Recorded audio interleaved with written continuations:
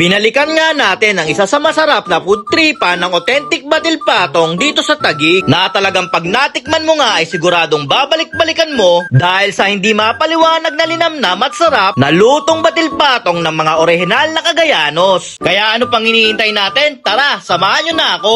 Yun mga kaipips, no, nag-crave nga tayo ngayon ng Pansit Batil Patong at bumalik tayo dito sa may Enang's Pansit Batil Patong. Sa mga hindi nakakaalam mga kaipips, located lang pala yan sa may Building 13, Ususan, Taguig City.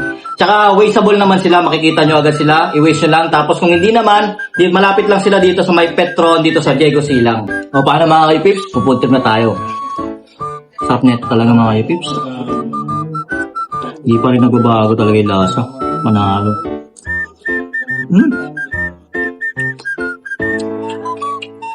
Nga mga kaipips,